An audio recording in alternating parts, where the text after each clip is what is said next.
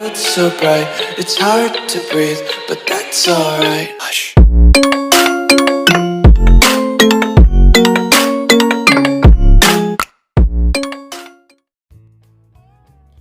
अस्सलाम वालेकुम, welcome to cook and bake with Har Cheez TV. दुआ है कि आप सब खैरियत से हों।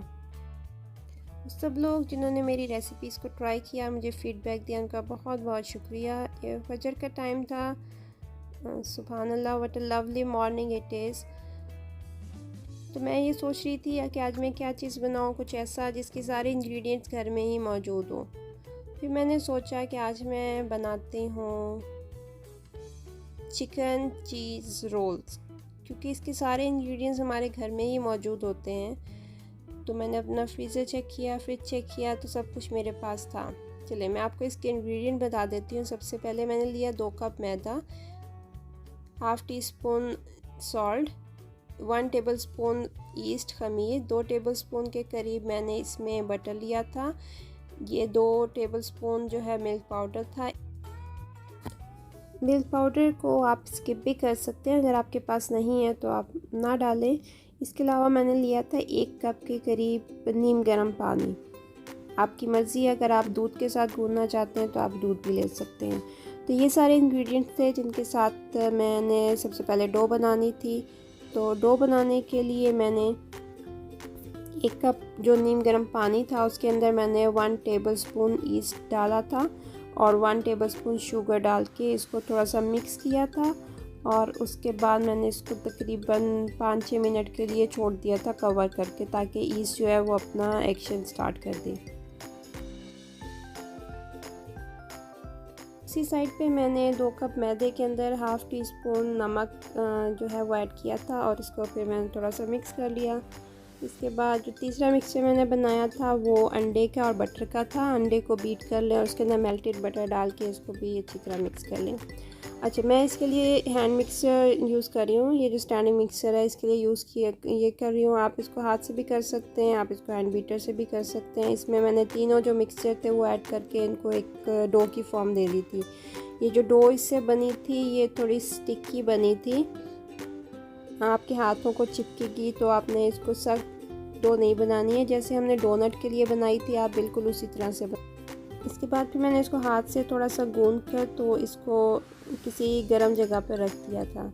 अब हम इसके लिए फिलिंग बनाने लगे हैं। तो उसके लिए जो चीज़ों की ज़रूरत होगी, मैंने लिया था बॉयल्ड चिकन 250 ग्राम, एक प्याज लिया था जिसको बारीक चॉप कर लिया था, 1 टीस्पून सॉल्ट लिया था, 2 टेबल स्पून मैंने ग्रीन अनियन लिया था, half tea spoon garlic powder लिया था, आप गार्लिक वैसे भी डाल सकते हैं पीस कर, और ऑरिगेनो लिया था मैंने हाफ़ टी स्पून, और चीज़ ली थी मैंने। सबसे पहले मैंने अपने सॉस पैन में 2 टेबल स्पून ऑयल डाल के उसके अंदर मैंने अनियन को मिक्स करके थोड़ा सौते कर लिया था। फिर मैंने इसके अंदर शिमला मिर्च डाली थी, हरी प्याज डाल के थोड़ी सी देर पकाया था। और उसके बाद मैंने इसमें अपने सारे जो मसाले थे वो डाल दिए थे और इसको मैंने थोड़ा सा स्टर कर लिया था। फिर चिकन डाल के इसको पका लिया था। अब ये मेरे पास यहाँ पर है जो मैंने डो बनाई थी। आफ्टर 40 मिनट्स जो है ये थोड़ी डबल हो गई थी। फिर मैंने हाथ से इसको थोड़ा प्रेस किया था ताकि इसके अंदर जो एयर बबल्स हैं वो थोड़े से रिलीज़ हो जाएं। और इसको मैंने अपने जो मेरा रोलिंग बोर्ड था उसके ऊपर मैंने थोड़ा सा खुश्क मैदा डाला था और साथ मैंने ये अपना जो डो था उसके ऊपर रख दिया था।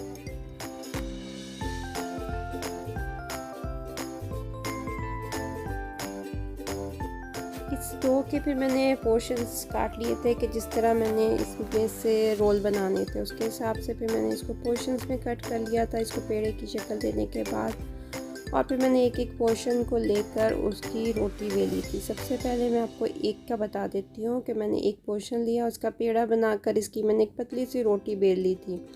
जिस तरह हम नॉर्मल रोटी की जितनी मोटाई होती है उतनी मोटाई की बेल के फिर मैंने ठंडा हुआ जो मिक्सचर था, जो फिलिंग थी, वो मैंने इसके ऊपर डाली थी और इसके ऊपर थोड़ा सा मैंने चीज़ डाल दिया था और इसको मैंने रोल करना स्टार्ट किया था। एक साइड से पहले किया फिर दूसरी साइड से, और फिर मैंने इसको पूरे को रोल करके अपने ग्रीस हुई हुई ट्रे में मैंने इसको रख दिया था।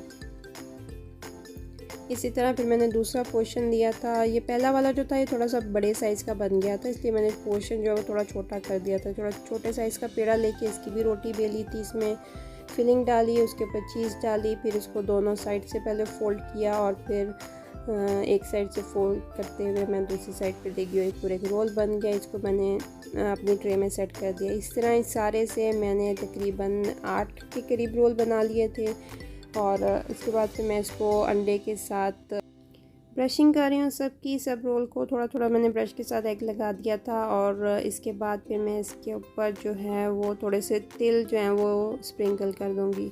सेसमी सीड जो तिल है वो मैं इसके ऊपर थोड़े से छिड़क दूँगी और मैं इसको रेस्ट दूँगी तकरीबन 20 से 25 मिनट के करीब मैं इसको रेस्ट दूँगी ताकि ये थोड़े से इसका साइज़ और इंक्रीज़ हो जाए। फिर इनको हम बेक करेंगे, लेकिन पहले हमने इनको रेस्ट देना है तकरीबन 20 से 25 मिनट। जब मैंने रेस्ट दिया था ये देखिए इनका साइज़ थोड़ा सा बड़ा हो गया था और फिर मैंने इनको अपनी ओवन में रखा था 180 डिग्री सेंटीग्रेड पर।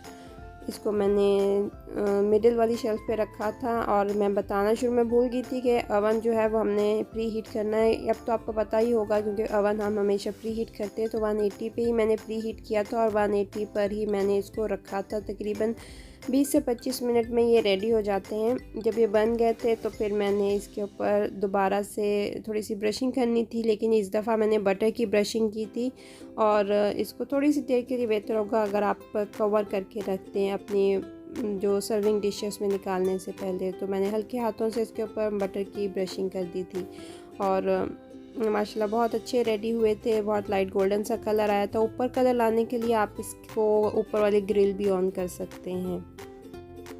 देखा आपने कि घर में मौजूद चीज़ों के साथ ही ये मैंने बना लिए थे। बहुत इजीली बन जाते हैं। थोड़ा टाइम इसको इसलिए लगता है क्योंकि हमने इसको प्रूफिंग के लिए रखना होता है।